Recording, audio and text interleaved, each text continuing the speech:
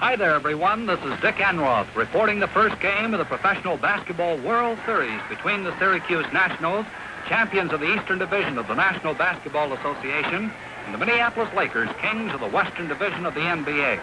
This is basketball at its greatest, as played by the top players in the history of the cage sport. Tonight, we're at the Minneapolis Auditorium for the first game of the Basketball World Series. Here are the Lakers, the perennial champions of basketball, warming up before the start of the game. Here is the tip-off, George Mikan jumping against rookie Jim Neal.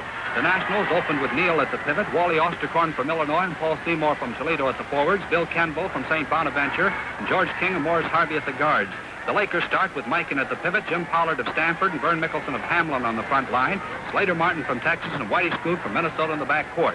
The Nationals draw first blood as George King follows up his own shot with an easy layup. Well, the Lakers come right back with big Vern Mickelson being pushed by Wally Osterkorn while in the act of shooting. Mick hit on both free throws, and the game is tied 2-2.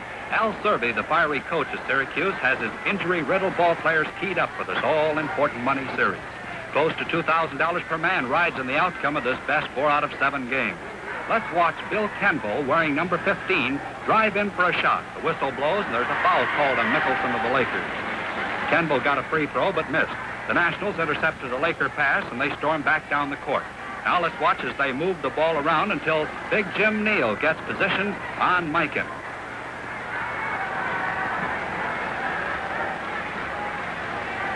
Captain Paul Seymour lobs a pass over the head of Laker Whitey Skoog to Neal, who swings to his right for the basket. Syracuse leads 4-2. Neal, a surprise starter in the series, misses the free throw. The ball is picked up by Whitey Skoog from Brainerd, Minnesota. Whitey dribbles down the length of the court before passing to Mickelson. The 6'7" star from Hamlin University fakes an overhead shot, then passes back to Skoog. Notice how the champions move the ball around. And even the George Mikan, the great, misses in this tough league. 4 Nationals are in position to rebound, but Neal came down with the ball. Now it's the Nats' turn to set up a play. Syracuse finished third in the Eastern Division of the NBA behind New York and Boston. The Nats have had little trouble in the playoffs, whipping New York 2 straight games and beating Red Auerbach's Boston Celtics 3 straight. Here's Neal loose again, and it's another Syracuse basket. The Nationals lead 6-2. Down by 4 points, Minnesota's Whitey Skoog, playing for Minneapolis, comes right back. Skoog hits on a one-hander. George King, number 3, takes the ball out of bounds. The ex-college scoring champion from Morris Harvey passes to his running mate, Paul Seymour, number 5. And the Nats move the ball into the front court. Notice how the Syracuse team is banged up, if you will. The Nats came down the stretch, taking game after game, but suffering bump after bump. It seems almost impossible for some of the Nats to play basketball, but play they did, forcing the fabulous Lakers, the greatest basketball team of all time, to the limit of their ability.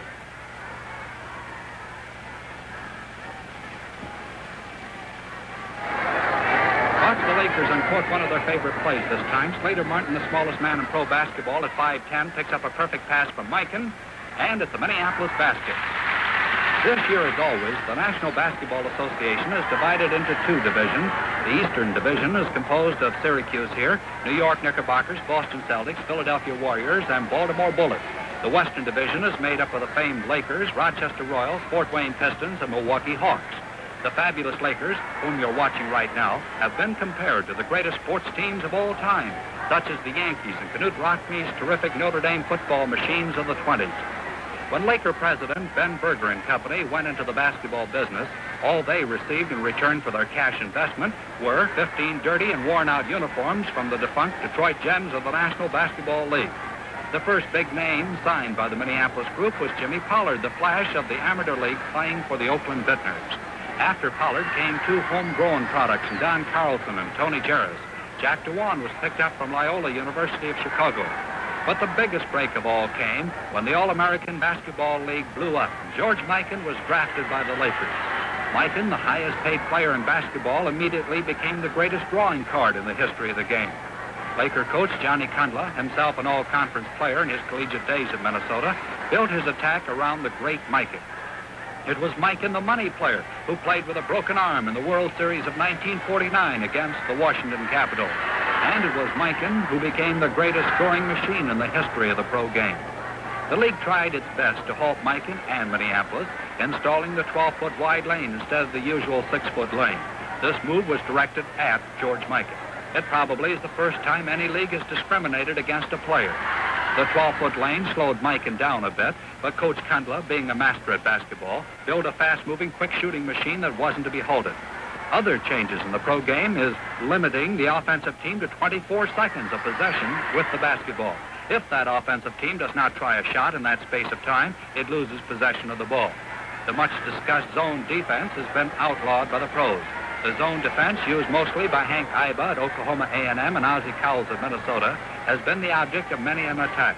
The pros believe that the paying customer would rather see a fast-moving, high-scoring game than a defensive battle between possession teams. Thus, the NBA outlawed the zone defense. 6 fouls are allowed per man in the NBA. 12-minute quarters are played in league games with overtime periods, if needed, being 5 minutes long.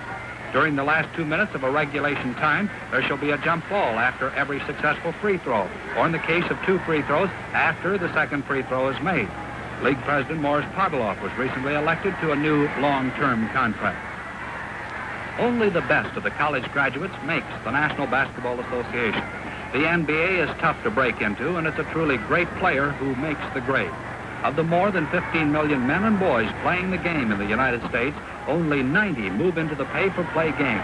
Take the Lakers, for example. On this team you're watching right now, only Clyde Lovellette, the All-American of Kansas University, has made the jump into the pro game, and Lovellette is the second-string center. The champs have gone along with their front line of George Mikan, Vern Mickelson, and Jim Pollard for the last 4 years. The Lakers' 3 guards, Slater Martin, Pep Saul, and Whitey Skoog, have been around for 3 or more years.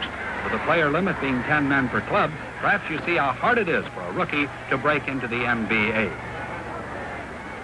How about that call of the game? Not a lot. The Nats used a pressing defense, resulting in many a bad pass for the Lakers. Here, the Eastern Division champs score on Bill Kenville's long shot is 10-6 Syracuse. Whitey Skoog sparked the Lakers in the first half by shooting on 6, and it's 10-8 Syracuse. Jim Neal comes right back for the Nats, hitting another beauty, and the Syracuse club leads 12-8. Just about time we hear from Mr. Basketball, George Mikan. Watch Big George tip in Vern Mickelson's shot, and the Lakers pull up within a 2-point deficit. Bob Lavoy, the ex-Western Kentucky star, hits on a one-hander, and Syracuse leads by 4 points. Here's a beauty. Paul Seymour, number 5, fakes Skoog out of position for a spinning layup. Plenty of English in that ball, huh? Skoog, playing his greatest game of his professional career, keeps the champs in the game with his deadly shooting. Nice going, Whitey. Had eyes on it. Now the Lakers start to roll. Watch Vern Mickelson score on his favorite shot. You see him right side the key there. Number 8, Osterkorn guarding him, but without any particular proof. Well, the boy, as hot as a pistol, hits another one-hander for Syracuse as the 2 teams trade baskets. Here's one of the greatest plays in basketball. George Mikan forces his way through the center, spins and shoots, and is fouled by Paul Seymour. Notice Mikan's form as the ex-All-American from DePaul dips, flips, and it goes through the hoop. Here's Bill Kenville again. This time he's got position on Dick Schnicker and lays it up for an easy bucket. Kenville was fouled by Schnicker in the act of shooting, and it's good. Clyde Lovellette, the old-time great from Kansas University, is in the lineup now for Minneapolis. Here's Lovellette scoring on a follow-up shot. Here's a fast break performed as it should be. Skoog steals the ball, passes to Mikan, to Skoog, to Schnicker, and it's a field goal. It's Lavoy again. He's found his favorite spot. There he is, number 16. Bingo, it's another Syracuse hoop. Lakers ball.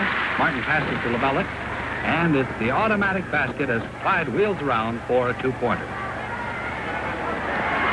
Here's a coaching nightmare, trying to figure a defense for a double pivot made up of Mikan, 6'10", and 240 pounds, and Lovellette, 6'9", 235 pounds. Mikan misses, but Lovellette follows it up.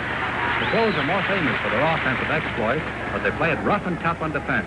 Here you see the Syracuse team in position with the basketball, looking for that one good shot. Take a look at the Laker defense. It seems impregnable. Johnny Kenville, the Laker coach, takes pride in the fact that the Lakers are the least scored-upon team in the pro game. Notice how the men in white from Minneapolis literally dogged the Syracuse Nationals and have that ball, permitting no opening.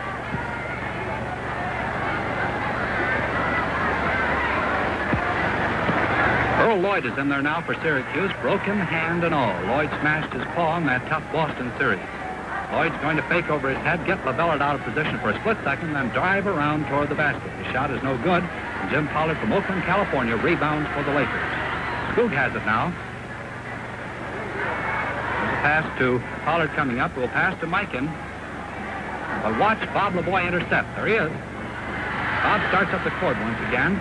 The cat-like Skoog steals the ball for the Lakers. Now the champs turn this thrilling sequence into a basket as George Mikan gets a perfect pass from Skoog for a two-pointer. The Lakers lead 31 to 28. Seymour and Kenville work the ball up the court for Syracuse. There's a pass to Lavoy. Bob tries to pass to Wally Osterkorn, but the ball is knocked out of his hand over to Earl Lloyd, who jumps and scores, and it's 31-30 Minneapolis. And that's hit on a free throw while the Lakers made good on 3 charity tosses to lead at the end of the first half, 34 to 31.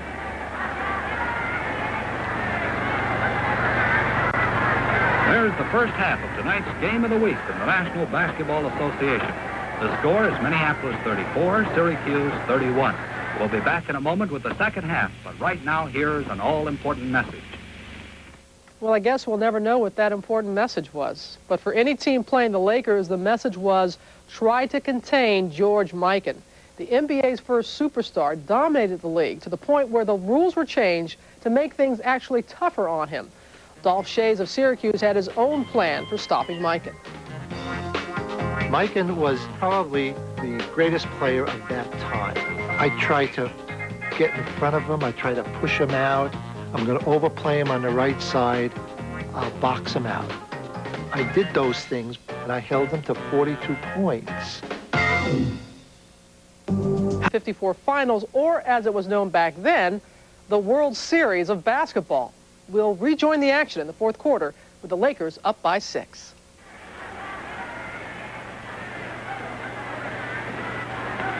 Here's the tip-off for the fourth and final quarter of this all-important World Series game between Minneapolis and Syracuse. Jim Neal for the Nats against Clyde Lovellette of the Lakers. The Nats get the tip and move the ball up in the front court. Notice how carefully the pros move that ball, not forcing it. Their play is deliberate, but not control ball. The pay-for-play boys are masters at basketball, and they really make it look very easy at times. Ball handling by the likes of the Lakers and Syracuse is a work of art. Finally, Al Messino's try at a long shot is short. Lovellette grabs the ball.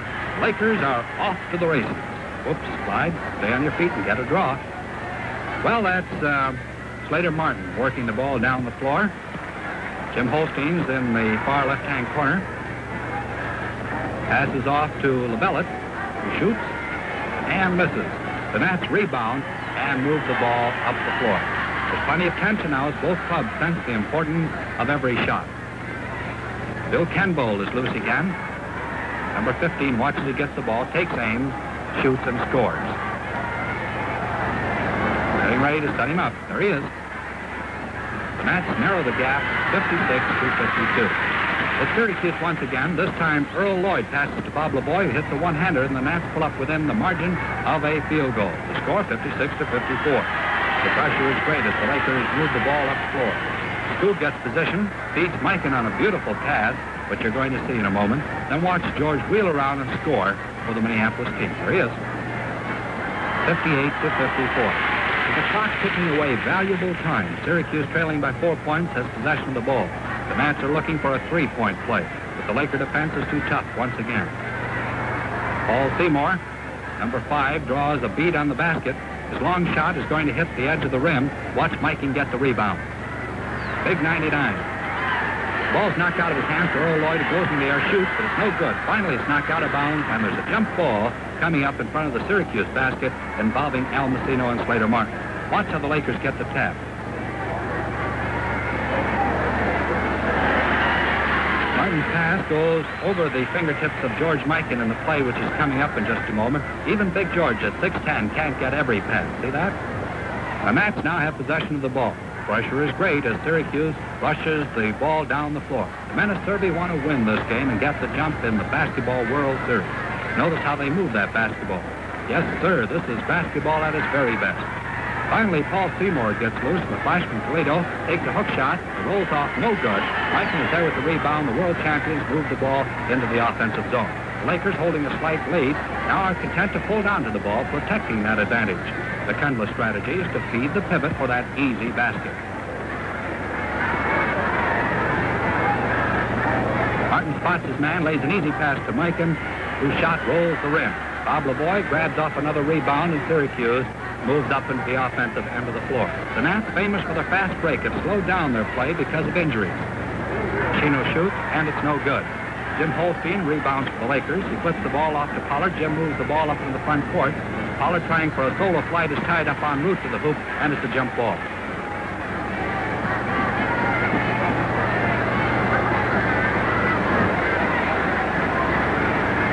Hey, wait a minute. There seems to be something wrong.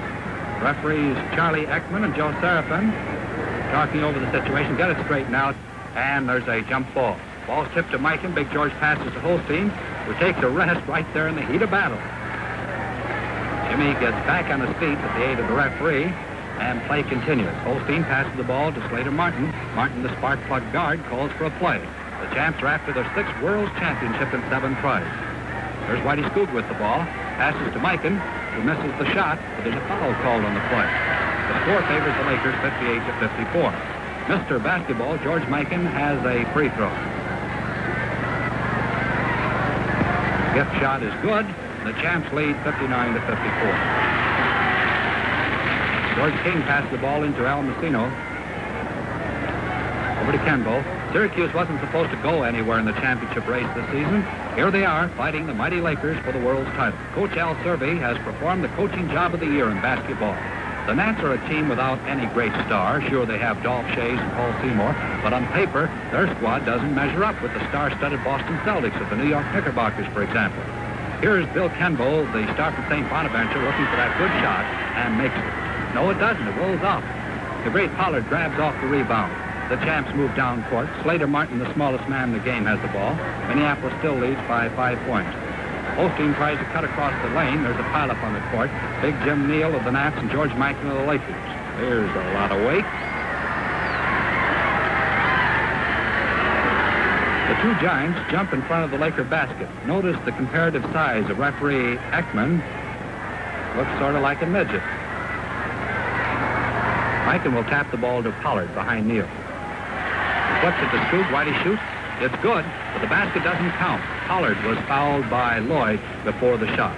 Pollard's at the line for 1. Very effortlessly, he makes the free throw good. Syracuse puts the ball in play with number 4, Dolph Schayes, wearing a cast in his left arm, taking the ball out of bounds. Schayes broke his wrist playing against Boston in the Eastern Division playoffs. There's George King hitting on a jump shot. Lakers ball out of bounds. The champs have tried Lovellette in the lineup now as they're resting Mikan. Watch Minneapolis work that ball around. Now Lovellette swings like a windmill and hits for the champs. Minneapolis has the ball again. Now watch that rebounding strength we told you about earlier in the game. Lovellette will miss on a jump shot. Pollard is there for the tap, which is not good. Finally, Mickelson, the third man, grabs the ball and it's a field goal for Minneapolis. Playing volleyball, in other words. The Lakers lead 71-58. Syracuse has the ball again, trailing, and with the clock dying, the Nats need every point they can muster. Wally Osterkorn, the lad from Illinois, is going to hit on a jump shot and does, and it's 71-60. With 3 minutes and 2 seconds left, the Nats start to pick up the Lakers defensively all over the court. Minneapolis moves the ball around, finally getting Pollard loose for just a split second. But Jim will lose the ball en route to the basket. The Lakers pick up the loose ball. There's the lead pass to Frank Pepsall of Seton Hall, who hits on a driving layup. 73-60 Minneapolis. After taking the ball out of bounds, there's a tie-up in front of the Syracuse basket. Over Seymour, Green, and hits from 25 feet out. The Nationals aren't dead yet. Another jump ball, this time in front of the Laker basket. Martin for Minneapolis, King for Syracuse. The tap goes to the Lakers. Minneapolis is looking for that insurance. Never tell what will happen in basketball. Dick Schnittker is loose for a shot. And another two-pointer. Seymour takes the ball all the way down the court. Ball passes off to bullet Billy Gaber from University of Syracuse. Billy hits on a long shot. It's the Nats again. Watch them now as they gain possession. Lavoy passes off to Osterkorn, blocks, and Wally's loose for an easy basket. With seconds remaining on the clock, the Lakers go into a stall. The Nats have to come out of their defense in order to try to get the ball. But the Minneapolis team moves the ball around so expertly that there's little chance for the Nats to intercept. Finally, Minneapolis gets a two-pointer as Slater Martin breaks loose for the hoop, and it's a field goal. There he is, wide open. Al Messino moves the ball into the front court. passes off to Bob Lavoy, who spins one up there, but it's no good. George King shoots as the gun goes off, and the game is over. The Lakers are victorious in the first bill for the Basketball World Series, winning 79-68. Here are the totals for Syracuse. Bill Kenville, 8 points. Wally Osterkorn, 11. Bob Lavoy, 15. Jim Neal, 8. Earl Lloyd, 3. Paul Seymour tallied 13 points. George King, 6. And Billy Gaber, 4. For the Lakers, Clyde Lovellette was high point man with 16. George Mikan with 15. Slater Martin with 13. Whitey Skoog scored 11. Vern Mickelson tallied 9. Jim Pollard, Jim Holstein, and Dick Schnitker, 4 points each. And Frank Pepsall, 3 points. And that's tonight's game of the week between the Minneapolis Lakers and the Syracuse Nationals. Next week, we'll be coming your way from the Baltimore Sports Arena in Baltimore, Maryland, when the Baltimore Bullets play the Milwaukee Hawks.